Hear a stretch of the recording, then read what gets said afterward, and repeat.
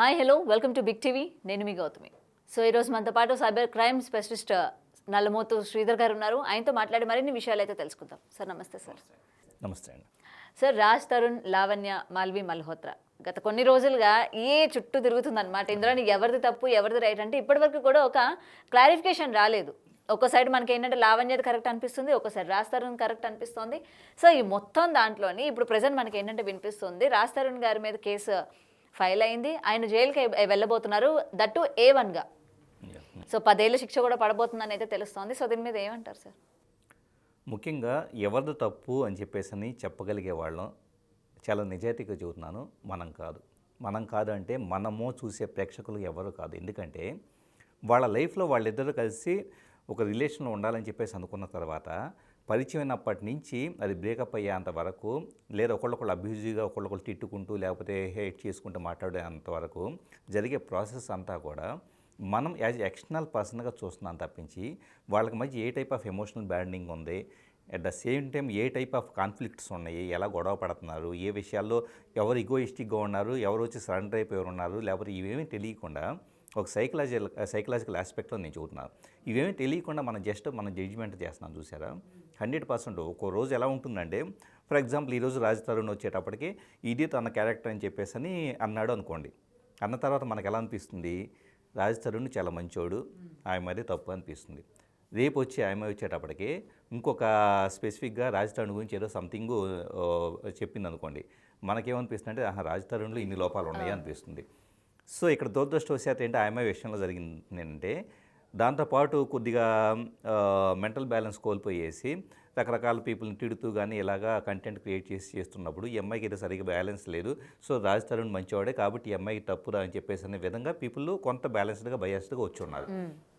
ప్రాక్టికల్గా రాజ్ తరుణ్ మంచివాడా, ఆ అమ్మాయి మంచిదా, ఈ రెండు కూడా ఇర్రెస్పెక్టివ్. ప్రాక్టికల్గా చెప్పాలంటే వీళ్ళు ఇద్దరు ఇలాంటి జంటలు చాలామంది మనం రీసెంట్గా చాలామందిని చూస్తూ ఉన్నాం. సెలబ్రిటీస్ జంటలో వీళ్ళంతా కూడా సొసైటీలోకి వచ్చేసి వాళ్ళ పర్సనల్ విషయాలని ఒకళ్ళొకళ్ళు ఇచ్చేసుకోవడం అనేది ఖచ్చితంగా కూడా మీ లైఫ్ని లీడ్ చేసేదాన్ని సమాజంలోకి తీసుకొచ్చి సొసైటీని పొల్యూట్ చేస్తున్నారు.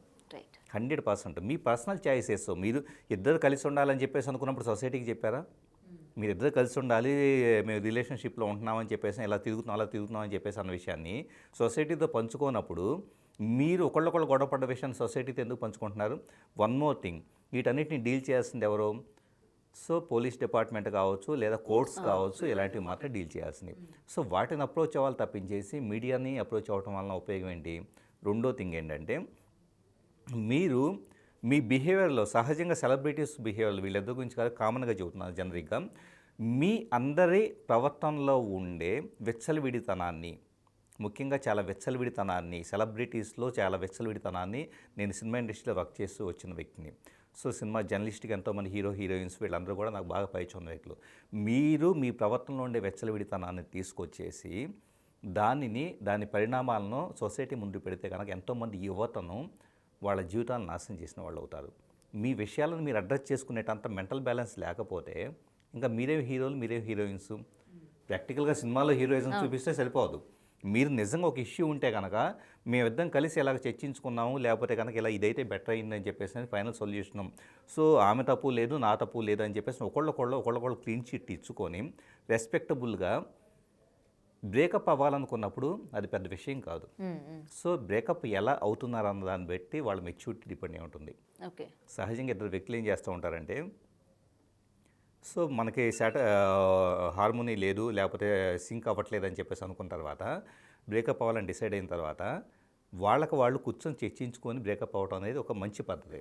అలా కాకుండా బ్రేకప్ అయిపోయేసి ఇక్కడ నుంచి ఎదుటి వ్యక్తి మీద విషయం చెంపడం మొదలు పెడతారు. సో తను ఈ విధంగా చేసింది, లేదా వచ్చేటప్పటికి ఇతని గురించి అలా చేస్తాడు, ఇలా చేస్తాడు, సో నేను ఎంతకాలం భరించాను, చాలా ఇది చేశాను అని చెప్పేసి అని. సో ఇండైరెక్ట్గా మరి ఎంతకాలం ఎందుకున్నారు మీరు? అదే నిజంగా అంత కంపాటబిలిటీ లేకపోతే ఎంతకాలం మీరు ఎందుకున్నారు అంటే కనుక సింపుల్గా బ్లేమ్ గేము, నేను చేసేదే కరెక్టో అని చెప్పేసి నిరూపించుకోవటం కోసం, సొసైటీలో సాఫ్ట్ కార్నర్ తెచ్చుకోవటం కోసం, సింపతి తెచ్చుకోవటం కోసం, జనాల యొక్క సానుభూతి మీద బతకాలని చెప్పేసి భావించే సెలబ్రిటీసు మీలో హీరోయిజం లేదని గుర్తుపెట్టుకోండి. మీలో హీరోయిజం అంటే కనుక ఎవరి సానుభూతి కాకుండా లైఫ్ని మీరు రెస్పాన్సిబుల్గా తీసుకొని ఇది నా సమస్య, సో నేనే డీల్ చేసుకుంటాను అని చెప్పేసి అనే దమ్ము ధైర్యం ఉంటే కనుక 100% అప్పుడు మీలో హీరోయిజం అంటే మిగతా వాళ్ళు మిమ్మల్ని చూసి నేర్చుకుంటారు. లేకపోతే స్క్రీన్ మీద బ్రహ్మాండం కనపడతారు తప్పించి నిజ జీవితంలో వచ్చేటప్పటికే ఎందుకు పనికిరాని వాళ్ళుగా కనపడతారు. సో అదే ఈ మధ్యకాలంలో జరుగుతున్న సెలబ్రిటీస్ యొక్క సో లివింగ్ టుగెదర్ ఈ టైప్ ఆఫ్ రిలేషన్స్ చూస్తున్నా నాకు అనిపిస్తుంది ఏంటంటే సింపుల్గా మీ సెల్ఫ్ చాయిస్ని తీసుకొచ్చి సమాజం మీద రుద్దుతున్నారు చూసారా. సమాజానికి ఎందుకు మీ లైఫ్తో గురించి సమాజాన్ని ఎందుకు అన్నది ఆ క్లారిటీ రావాలి. అండ్ ఈ మధ్య అందరికీ బాగా ఫ్యాషన్ అయిపోయింది సార్ లివింగ్ రిలేషన్షిప్ అంటాం అనేది. ఎన్నో ఇయర్స్ నుంచి ఉంటారు, గత 11 years అని 12 years అని లివింగ్ రిలేషన్స్లో ఉంటారు. కానీ తీరా పెళ్ళి అన్న మాట వచ్చేసరికి ఓకే చేసుకున్న వాళ్ళు ఉన్నారు, దాని నుంచి బయటకు వచ్చేసిన వాళ్ళు కూడా ఉన్నారు. అసలు ఈ లివింగ్ రిలేషన్షిప్ అనేది కరెక్టే అంటారా సార్? అసలు కరెక్టేనంటే ఎందుకంటే వాస్తవంగా ఎదుటి వ్యక్తిలో ఉండే బలాలు బలహీనతలు రెండింటిని ఇష్టపడటం మొదలు పెడితే కనుక సో 100% ఈ జీవితాంతం కూడా కలిసి ఉండగలుగుతారు. సో పెళ్ళిలో ఏం జరుగుతుందంటే పెళ్లి చేసుకున్న తర్వాత అవతల వ్యక్తిలో బలహీనతలు ఉన్నా కూడా ఓకే పెళ్లి చేసుకున్నాను కాబట్టి కుటుంబం కోసం కావచ్చు, లేకపోతే ఖచ్చితంగా 100% ఇది పద్ధతి కాదు కాబట్టి అని చెప్పేసి జీవితాంతం కలిసి అడ్జస్ట్ అయిపోయి బతుకుతారు. అడ్జస్ట్ అవటం అనే క్వాలిటీ లివింగ్ రిలేషన్లో ఉండదు. నా వల్ల కాదు, నా అడ్జస్ట్ కాలేకపోతున్నాను, ఉన్నంతకాలం బాగా హ్యాపీగా ఉన్నాం, ఇప్పుడైతే మా వల్ల కావట్లేదు అని చెప్పేసి అని విడిపోతారు. సో మీరు జీవితంలో ఒక 100 మందిని ప్రేమించండి, 100 మందితో కలిసి ఉండండి. ఈ 100 మందిలో మీ జీవితంలో సెట్ అయ్యేవాళ్ళు, జీవితాన్ని మిమ్మల్ని భరించేవాళ్ళు, మీ బలహీనతలు భరించేవాళ్ళు, అలాగే మీకు నచ్చేవాళ్ళు ఈ 100 మందిలో ఒక్కళ్ళు కూడా కనపడరు. సో ఎంతకాలం పాటు అని చెప్పేసి మార్చుకుంటా పీపుల్ వెళ్ళిపోతారు. సో చాలామంది సినిమా వాళ్ళనే చూస్తే జీవితంలో కనీసం ఒక 5-6 మందిని చేంజ్ చేసిన కొన్న వాళ్ళు ఉంటారు. సో కనీసం మీ యాటిట్యూడ్లో ఉన్న లోపాన్ని, ఎదుటి వ్యక్తుల్లో లోపాలు ఉన్నా కూడా నేను అడ్జస్ట్ అవ్వాలి అని చెప్పేసి ఒక అడ్జస్టింగ్ మెంటాలిటీ అనేది అడాప్ట్ చేసుకుంటే ఆటోమేటిక్గా జీవితాంతం కూడా ఒకళ్ళతో జీవించిన ఎంతోమంది మళ్ళీ ఇదే సెలబ్రిటీస్ ఉన్నారు. ఎలాంటి రిలేషన్స్ లేకుండా పెళ్లి చేసుకొని కానీ అలా జీవితాంతం కలిసి ఉన్నవాళ్ళు కానీ అలా ఎంతోమంది ఉంటారు. కాబట్టి ఏది కరెక్టో, ఎందుకంటే ఎదుటి వ్యక్తి తప్పు వలన మీరు విడిపోవట్లేదు, యాక్చువల్లీ మీ తప్పు వలన మీరు విడిపోతున్నారు. అంటే మీరు అడ్జస్ట్ కాకపోవడం విడిపోతున్నారు. సో ఎదుటి వ్యక్తి తప్పు అయితే కనుక అసలు మీరు వాళ్ళతో కలిసి ఉండకపోవాల్సింది, వేరే చాయిస్ మీరు తీసుకోవాల్సింది. స్టార్టింగ్ నుంచి ఇప్పటిదాకా ఉండేసి ఇప్పుడు ఎలా రియలైజ్ అవుతున్నారు వీళ్ళు మనకు కంపాటబుల్ కాదని? అదే 100% మీరు రోజు చూస్తున్నారు కదా. చూస్తూ ఉన్నప్పుడు ఒక 1 monthలోనో 2 monthsలో ఇది కాదు, ఇది వర్కౌట్ అయ్యేది కాదు, నా మెంటాలిటీ వేరు, నా యొక్క ఫ్రీక్వెన్సీ వేరు, వాళ్ళు చాలా లోయెస్ట్లో ఉన్నారు, ఎప్పుడు కూడా సతాయిస్తున్నారు, ఇబ్బంది పెడుతున్నారు అని చెప్పేసి థాట్ ప్రాసెస్ స్టార్టింగ్లో ఉంటే ఆటోమేటిక్గా అక్కడ ఉండాల్సింది. ఎందుకు ఏళ్ల తరబడి కలిసి ఉన్నారు? సో ఇది మెయిన్ ప్రాబ్లం. నచ్చే కదా వాళ్ళు ఎన్ని ఇయర్స్ ఉంటారు. లాస్ట్ ఫైనల్కి వచ్చేసరికి వాళ్ళు ఏంటంటే సార్ రాస్తారు ప్రతిదీ మనకు చెప్తా ఉంటారు. అంటే మీడియాతో కూడా చెప్పడం జరిగింది కదా, రెప్యుటేషన్ దెబ్బతింటుంది అని చెప్పి ఆయన కామ్గా ఉండడం జరిగింది. మరి ఇవాళ ఆ రెప్యుటేషన్ ఏమైపోయింది? ఆయనకు ఆల్రెడీ మూవీస్ లేవు, ఇప్పుడు రానున్న ఒక్క మూవీ ఇంకా సెట్స్ అన్నీ అయిపోయినాయి, ప్రీ ప్రొడక్షన్ అన్నీ అయిపోయినాయి, ఇంక రిలీజ్కి దగ్గర ఉన్న టైంలో ఇట్లాంటివన్నీ వస్తూ ఉన్నాయి. కాబట్టి అండ్ ఈ యొక్క ప్రభావం మూవీ మీద ఎలా ఉండబోతుంది అండ్ రాస్తారని యొక్క కెరియర్ ఎలా ఉండబోతుంది సార్? ఒకటండి, యాక్చువల్లీ ఇండస్ట్రీలో వచ్చేటప్పటికి పర్సనల్ విషయాలను బేస్ చేసుకుని కెరీర్ ఏది ఉండదు. ముఖ్యంగా హీరోస్కి ఉండదు. హీరోయిన్స్కి అయితే కొద్దిగా వాళ్ళ పర్సనల్ థింగ్స్ని బేస్ చేసుకుని అవకాశాలు తగ్గడం లాంటివి ఉంటుంది, కానీ సో మార్కెట్ తగ్గటం జరుగుతుంది. కానీ హీరోస్కి వచ్చేటప్పటికి ఖచ్చితంగా ఆ హీరోతో సినిమాలు తీయడానికి చాలామంది ఉంటారు, అతనికి మార్కెట్ ఉంటే. సో ఇప్పటికి అతనికి మార్కెట్ లేదు అనుకున్నాం, లేకపోతే ఇంతకుముందు ఎలాగైతే తక్కువ సినిమాలు ఉండేవి ఇప్పుడు కూడా అలాగే తక్కువ సినిమాలు ఉంటాయి. సో దీనివల్ల పూర్తిగా అంతరించిపోవడం అనేది అతనికి అవకాశాలు లేకుండా అతను పూర్తిగా ఇదైపోవడం జరగదు.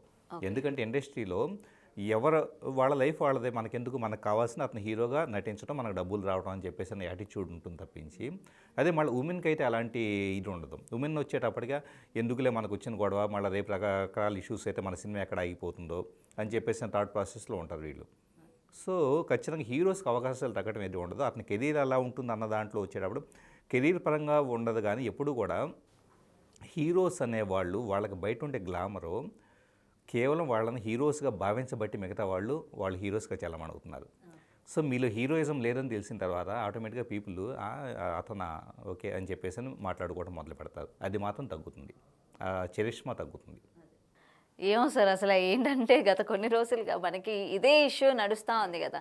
అండ్ రాజ్ తరుణ్కి ఇప్పుడు జైలు శిక్ష పడిపోతుంది, 10 years ఆయన ఇంకా జైల్లో ఉండబోతున్నారు అని కూడా తెలుస్తోంది. కాబట్టి చూడాలి మరి ఆయన కెరియర్ ఏమవుతుంది అండ్ నెక్స్ట్ మూవీ ఎలా ఉండబోతుంది ఏంటి సెట్స్ పైకి అది రిలీజ్ అవుతుందా లేదా అనేది కూడా చూద్దాం.